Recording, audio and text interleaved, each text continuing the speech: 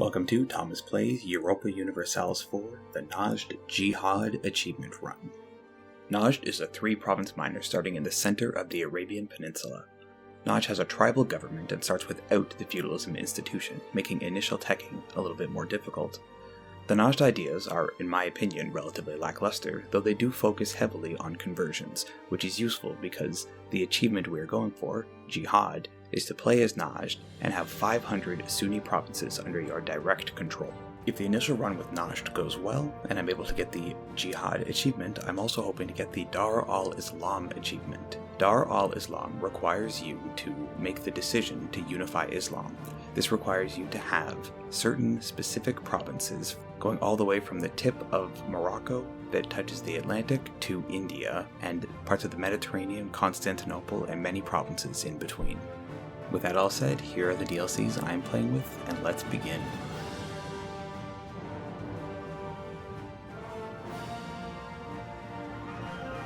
First things first is alliances and rivals. Looking at the alliances, not many good options, just Hormuz and one other small country. And Mamluks does not appear to be in the cards for this game, so we'll go ahead and snag Hormuz, looking at a few other people, see what we might want to do. Start improving with Ottomans just in case. And then get ready. Delete the horses because they're too expensive. Start building up regular infantry. And then we go in and look at the rivals, picking what rivals would be good based on our allies and who we might want to ally in the future to get that rival bonus on our opinion. We also want to pick rivals that would be good first war targets, so the Dawasir, country to our south, is a good target right there. And then we just check and see what else we can do. We start off with quite a poor king and not a good heir either. So we're going to want to get rid of them, but we just recruit a general. 3 shock, pretty good.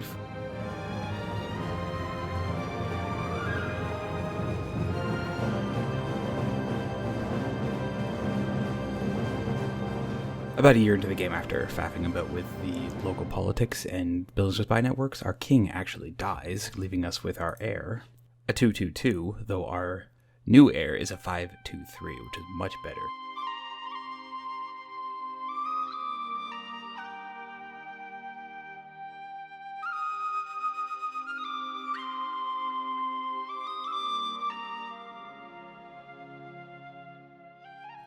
Late November 1445, we finally get a claim and are able to declare war on our neighbor to the south. He only has one ally, the small country of Yas, who is completely surrounded by Hormuz, who we are able to call into this war by promising land, which we'll likely give to him through Yas. Dawsar only has 5,000 troops, which means it should be a pretty easy sweep for our 7,000. Just like I expected, an easy battle, and we are able to carpet siege the Dawsar, and now we just have to wait for the siege to finish. I split up my troops so that they're not all standing and gaining attrition on the capital, and I can also gain loot from each of the provinces, which will hurt me a little bit down the road, but it at least helps me pay for things now.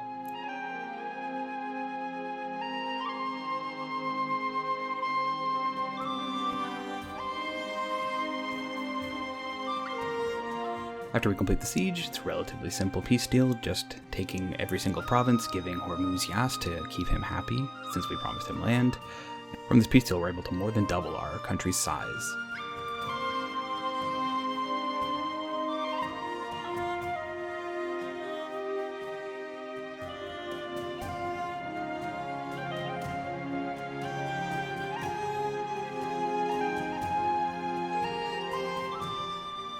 Following on our successful first war, I noticed there's a diplomatically isolated small country to our south, Najran, who I had managed to secure a claim on before anything happened to him, so we begin a war on him.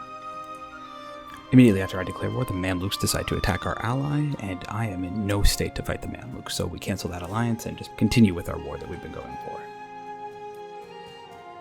The only issue with this war is that this country has a level 3 fort on its capital, which is going to need at least 9,000 troops to capture.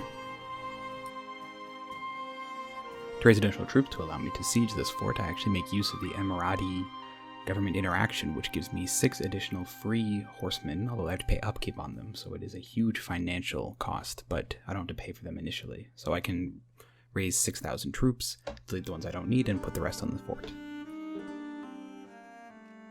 We finish the siege not too much later, and expand Najd one more province.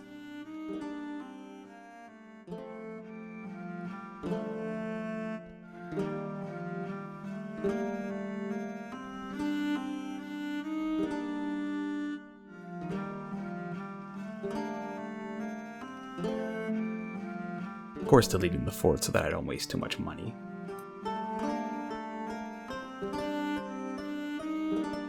Continuing the trend of attacking diplomatically isolated countries, I attack Shamar next.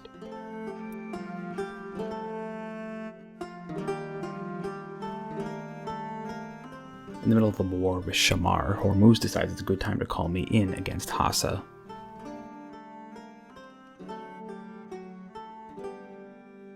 In the middle of the Hassa War, I am able to establish my first real big alliance with the Timurids.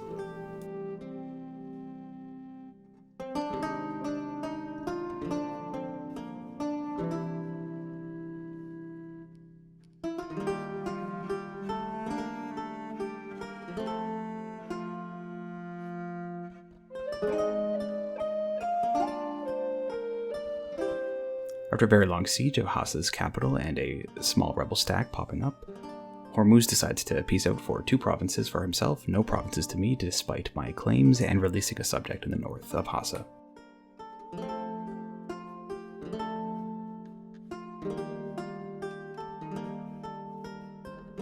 Next up on the isolated country chopping block is Medina.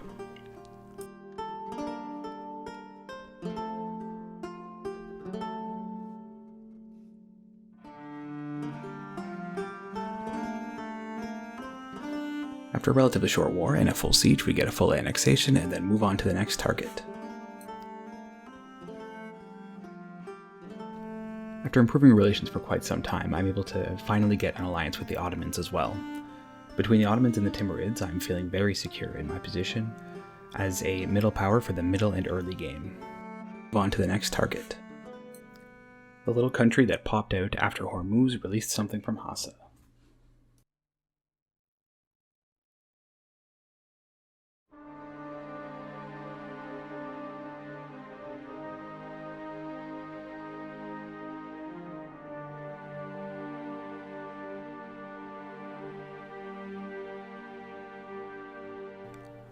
Following that last conquest, I take the opportunity to do some housekeeping around Najd, trying to prevent some rebels from popping up, as well as taking the opportunity to make some money. When you run really hot for the first few years trying to get established, it can be quite difficult to take an opportunity to breathe. So I take the opportunity now before I get into more conquests.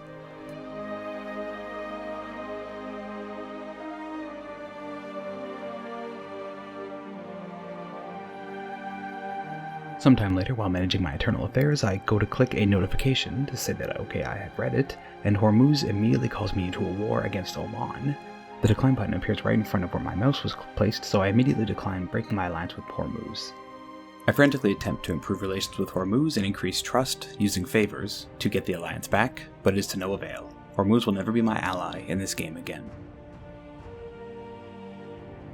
Since I have a free alliance slot, I decide to ally Aden instead. Aden is not nearly as powerful as Hormuz, but he is in the direction of the expansion that I want to go, so likely he'll be enemies of the countries in which I want to attack, making him very easy to call into the war.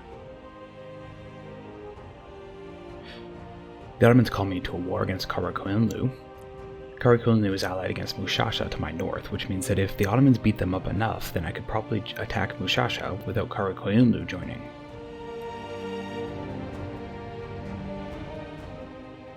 The Ottomans quite handily defeat Karakoyunlu, meaning that I can, in fact, attack Mushasha without them joining the war.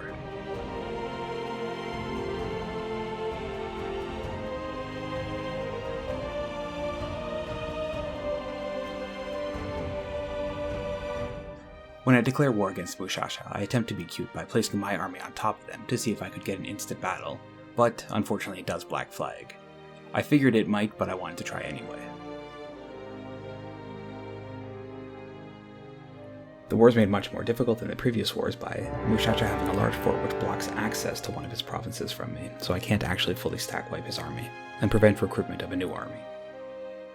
This allows Mushasha and his ally to get around Hormuz and onto my capital, which boils down the war into a good old-fashioned siege race.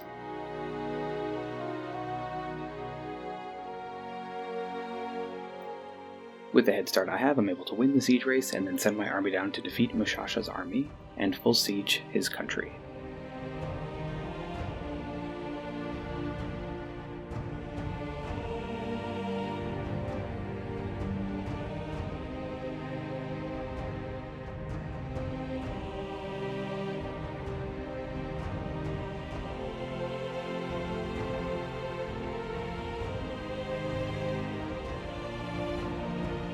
The Timurids eventually attack Mushasha's ally. I hadn't called in the Timurids, but they were at war separately with them.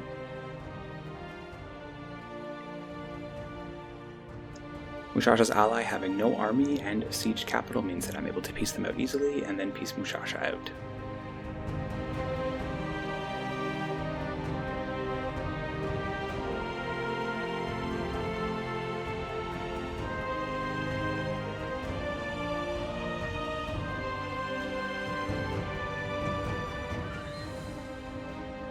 After annexing Mushasha, I finally have decent control of the Basra trade node.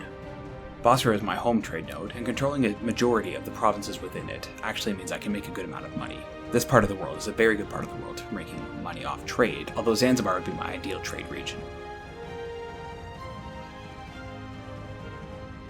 Zanzibar is a large trade node that can pull most of the wealth from the Gulf of Aden as well as all of India and the Spice Islands, and it's large enough with enough provinces that are relatively easy to take, where any of the European powers are not going to be able to easily steer wealth out of it, whereas if you're trying to control the Ivory Coast or the Cape of Good Hope, I find that often you can lose a good amount of your money to Europeans.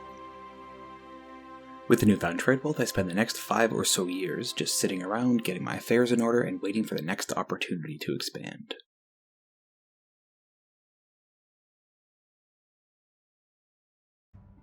The next opportunity comes when the Ottomans defeat the Mamluks quite handily in a war, as they almost always do, meaning that when I attack Hassa, who is allied with the Mamluks, that I can attack them without the Mamluks joining.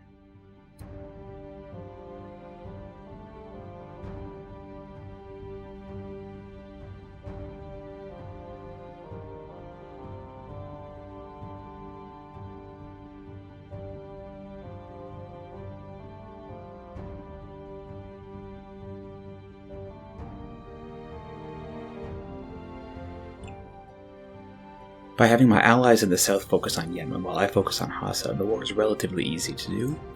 I eventually full siege Hassa and then go down to complete Yemen.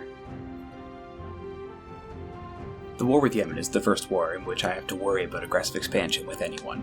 Although aggressive expansion is something to worry about, the numbers are not nearly high enough for a coalition to actually be a major concern. So I go ahead and take as much as I can in a peace deal.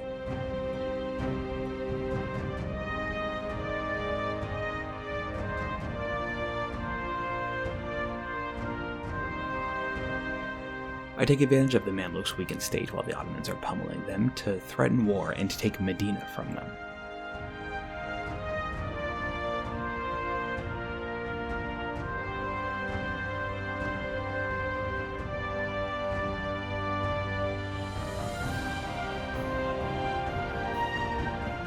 A couple years later, the Ottomans call me in a war against Karakoyunlu.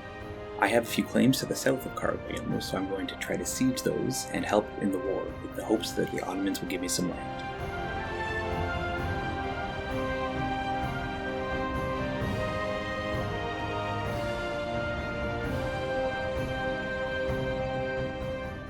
Unfortunately, when the peace deal does come, the Ottomans decide that I should not get anything, so all I end up with is a little bit of money and some power protection for my trouble.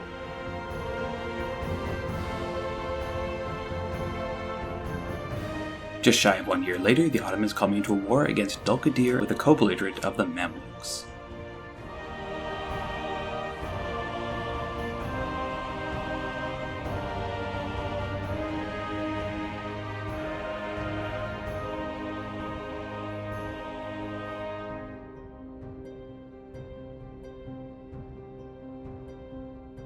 Mamluk strategy is largely to ignore the Ottomans and fight me since I have a much weaker power.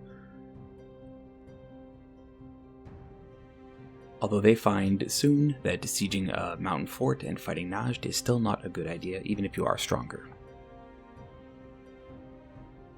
I end up sieging the Mamluk land within central Najd, formerly his Hijazi vassal. Then I go up and siege the northern portion of the Mamluks that I border. Yet again, the Ottomans stiff me in a peace deal, although at least I get 40 favors with him.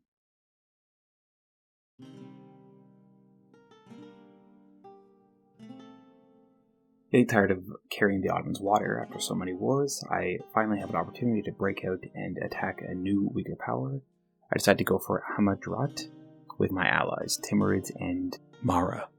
I purposely avoid calling Aden in for this conflict for the start so that I can make sure that I siege all of Hamadrat without Aden trying to take some of the land. In this war I end up fighting Yemen and Hormuz on top of Hamadrat. Sorry Hormuz, could have been best buds, but it wasn't in the cards.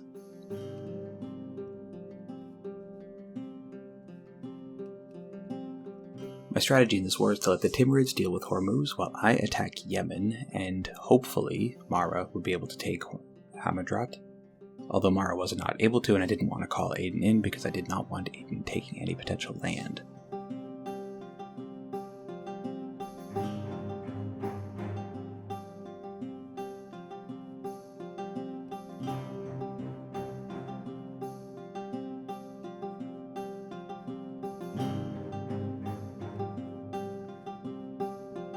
Unfortunately, my plan only partially worked. Timurids did take out a lot of Hormuz, although Hamadrat did take out Maran quite efficiently and actually pieced them out.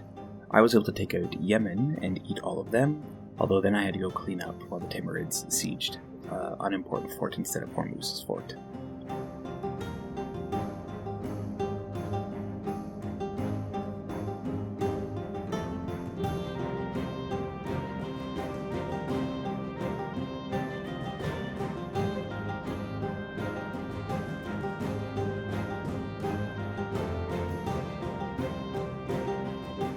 In the middle of the war, I get Admin Tech 5 and choose my first idea slot, which will be Innovative Ideas.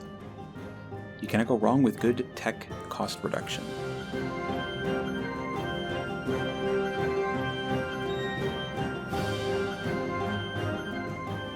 In the end, we peace out Maren, the small island nation that actually gained land off of our ally. We take 2 provinces from Hormuz, and then we full annex Hamadrat. This war was quite useful. It gave us a lot of extra land to the south, and actually gave us it also gave us straight through the Yemen land that I took earlier to the Horn of Africa.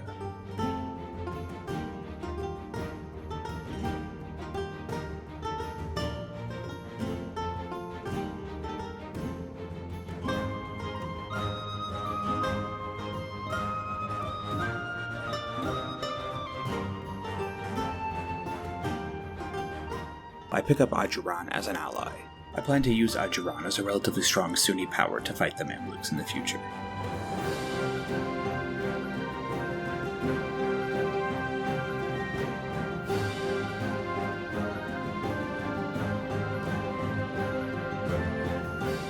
Although before I get the opportunity to use Ajuran to fight any wars, Ajuran decides to use me to fight Ethiopia.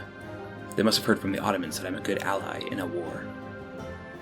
Now that I control the majority of the Arabian Peninsula, especially a significant amount of the Basra trade node and the Gulf of Aden trade node, I finally have enough money to afford an advisor.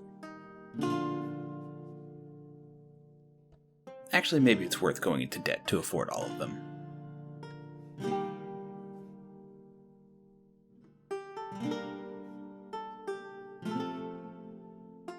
While ignoring the Ajuran and Ethiopian war, I get a claim on and declare war on Mikhalf, the small one-province minor, bordering me to the south of the Arabian Peninsula.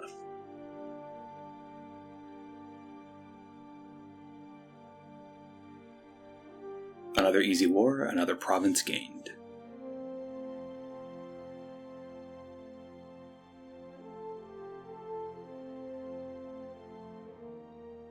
After 2 years of waiting for Ajuran to swiftly defeat Ethiopia, I come to the realization that it will not happen without my assistance, so I begrudgingly send my army over to help.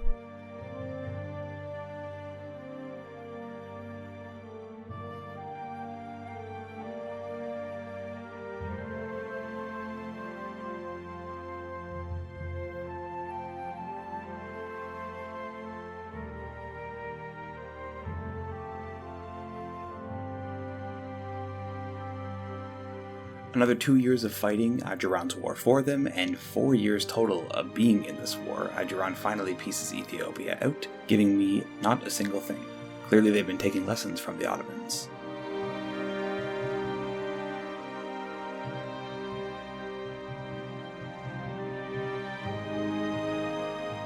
I send my army home and get ready to attack Aden. I had ditched Aden as an ally a few years previous. Who is allied with the Mamluks and, unfortunately, Ajuran. I'm able to call the Ottomans into this war, and although Ajuran will not assist me in fighting Aden and the Mamluks, they will at least not get in my way.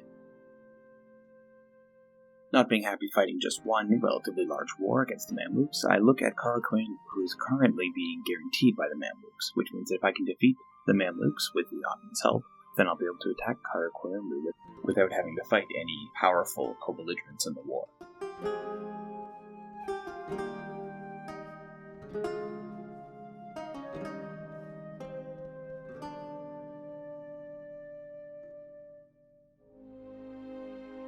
I focus all my efforts against Aden, as I hoped the Ottomans would be able to take the Mamluks and prevent them from getting into my land. Unfortunately, I was partially mistaken. Although the Mamluks never were able to siege any of my forts, they were able to sit on my capital for a while until the Ottomans went and cleaned them up.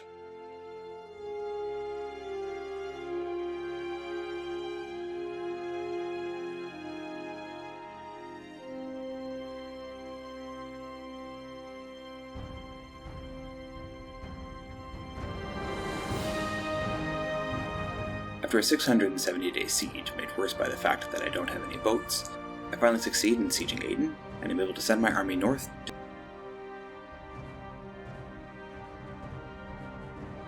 Now that I'm at war with the Mamluks and the Ottomans have sufficiently beaten them up, I'm able to attack Karakorum, and the Mamluks will not join in on the war, regardless of their guarantee.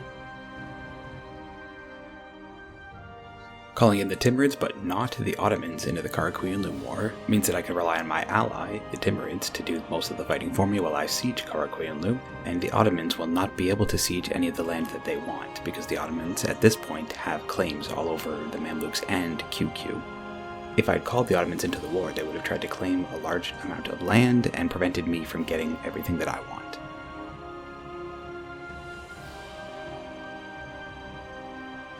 Following the theme of trying to prevent the Ottomans from taking things that I want, I separate piece the Mamluks from the Aden War and take land that will prevent the Ottomans from getting land connections to anything in North Africa, while also preventing them from moving their armies into the Mamluks, which should hopefully prevent them from taking anything. Although it turns out this is a great mistake.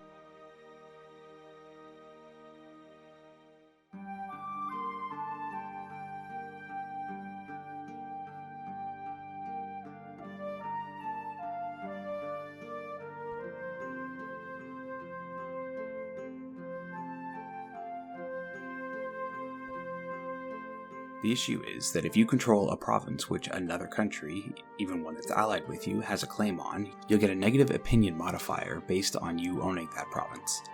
And if you own multiple provinces which a country has claims on, then you get a stacking negative modifier on your opinion. If you own enough provinces, it'll become impossible to maintain an alliance with a country because their opinion will go negative. I knew that the Ottomans' missions would give them claims in both North Africa and the Mesopotamian area, but I was hoping that I would be able to block them off before the negative opinion malice got too strong, and I could continue to use the Ottomans as an ally. Unfortunately, I took the area in Mesopotamia from Karakorum, and I decided I would try to make a vassal out of them, and hopefully the negative opinion modifier would go to the vassal and not me, although Paradox was too smart for that and prevented that from happening, which meant that no matter what I did, as long as I took land from Karakorum in this war, then I would lose my alliance with the Ottomans.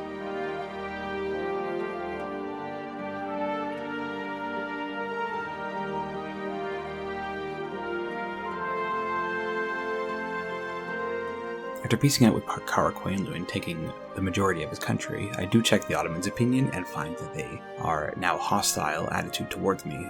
Before the Ottomans break the alliance, or get to the point where they might though, they call me into a war, which will prolong the amount of time that I have the Ottomans as an alliance, as they won't break the alliance while we're at war together. Knowing that once the Ottomans break their alliance with me, I'll be a prime target for them to attack, as I am still not very powerful, I begin frantically searching for other allies. The ally I want the most at the moment is Poland. In this game, Poland has Lithuania under a personal union, like normally happens, which means that Poland and Lithuania together are quite powerful and might be enough to deter the Ottomans from fighting me.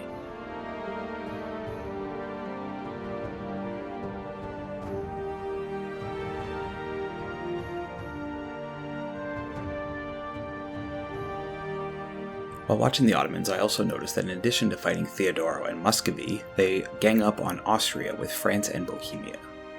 The more wars the Ottomans are in, the more likely they are to prolong our alliance, and the less likely they are to declare war and crush me.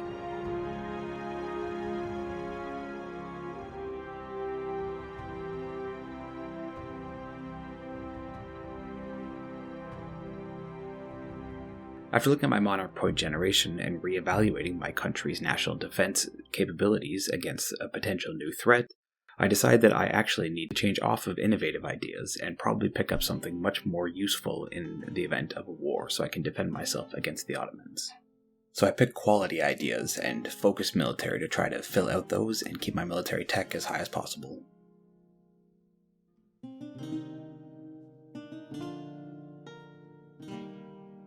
I don't know exactly what factors go into the calculations for a country deciding to attack another country, but I do know it's very heavily based on your force limit, your current army, and your manpower. Each of these factors as well, I believe, takes into account those factors for any allies you have. So getting more allies and more powerful allies will help prevent countries from attacking you if you're weaker than another country. In pursuit of countries which will prevent the calculation from going against me and the Ottomans declaring war on me, I pick up Ajam and Jaunpur as allies. In the end, it eventually happens, the Ottomans break alliance with me.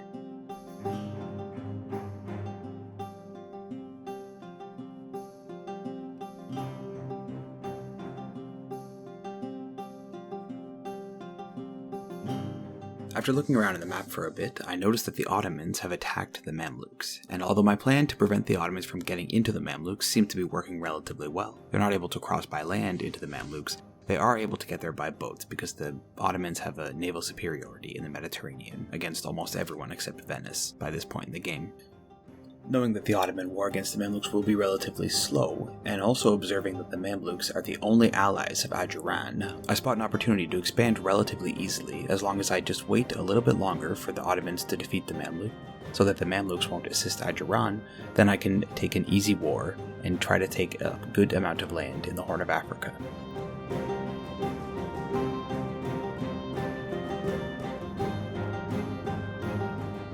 While I'm waiting for the Ottomans to defeat the Mamluks, I take the opportunity to look at the ledger to compare my country to their country. And I find that the Ottomans make roughly 80 ducats a month, while I only make 16. With this newfound information, I come to the conclusion that I am very unlikely to defeat the Ottomans and very likely to be attacked by the Ottomans at some point in the near future.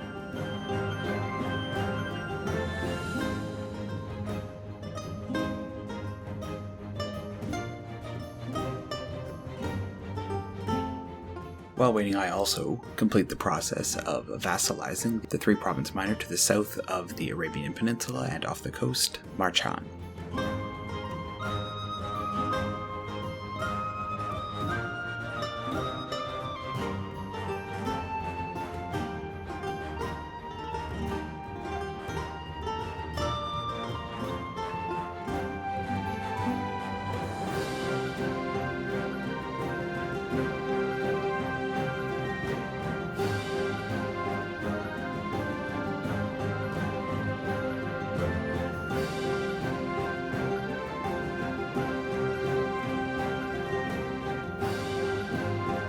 Marchan comes with the added benefits of having a number of cores on the Horn of Africa.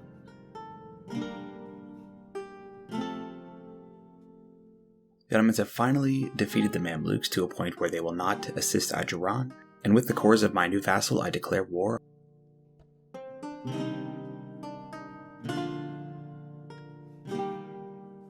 The only major thing to worry about in the war with Ajuran is that I can actually get across the strait.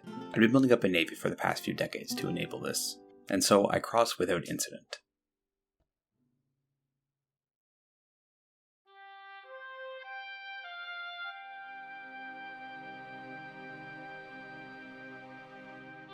Now that I'm at war with Ajuran and trying to look as powerful as possible so that the Ottomans don't attack me, I go ahead and pick up the text that I've been sitting on for a while.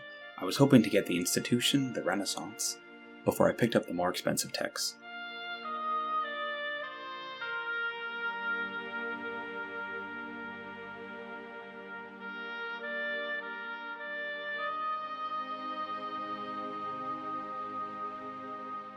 During the initial stages of the war with Ajuran, my king passes away, leaving my heir to be the new king, a 453. I'm not going to complain about that.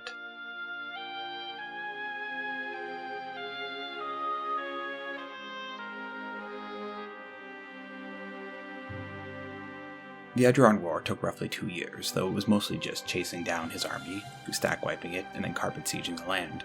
And by July 1501, I'm able to piece Ajuran out and take a significant amount of the Horn of Africa, taking extra care to get a new border with Mombasa, giving my vassal their cores back to reduce the admin points I need to spend on coring.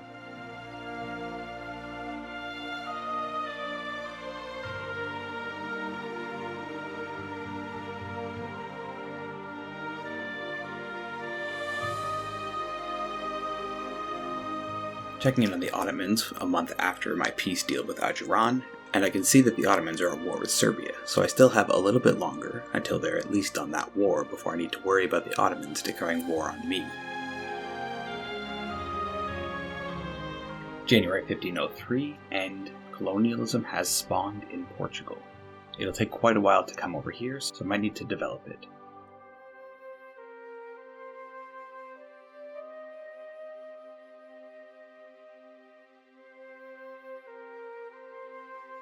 Another year down the line, and I pick up Administrative Tech 7, which unlocks my second idea slot. I opt for innovative ideas. Again.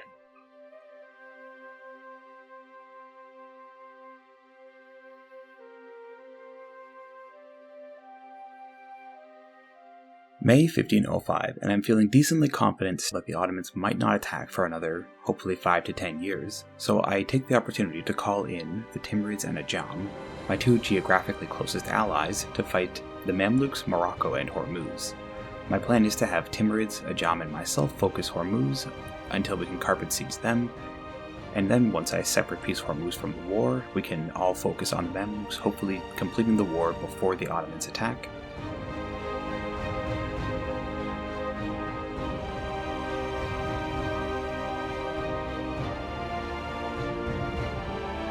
The Timurids kindly stick to the plan, and their 26 stack takes out Hormuz's 10 stack, allowing me to carpet siege.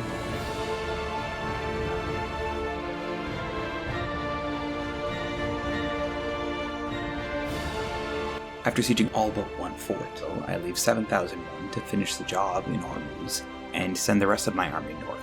I've been relying on a single fort, Al-Karak, just on the border of the Mamluks and my land, right beside Jerusalem, to prevent the Mamluks from getting into any of my territory and allow me to focus on Hormuz, although they had taken that just before I was able to finish carpet sieging Hormuz, so I need to send my army north to properly deal with the Mamluks.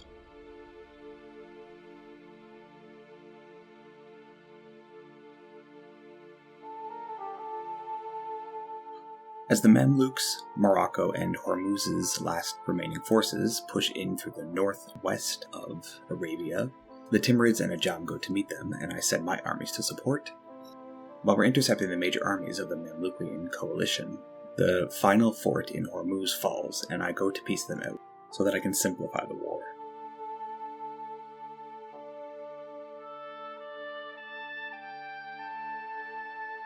The Mamlukian coalition divides their forces, with Morocco and some of the Mamluk armies focusing on the west of the country, while another 23,000 focus on the east, just south of Kuwait, The Timurids and Ajam focus on the west side, defeating them, and I concentrate my forces to defeat the Mamluks on the east side of my country.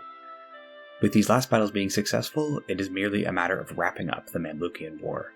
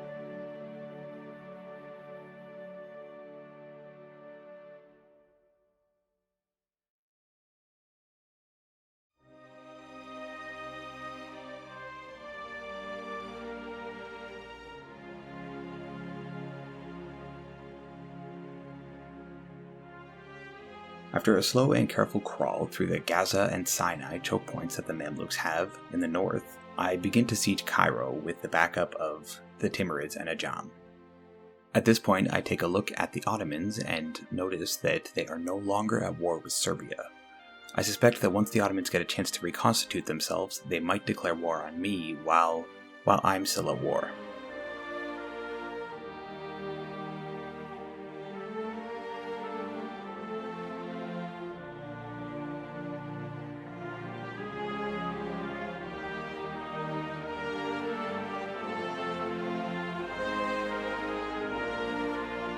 After completing the siege of Cairo and trying to maximize my possible peace deal, I peace out the Mamluks for as much as I think is reasonable before I'm worried the Ottomans will attack.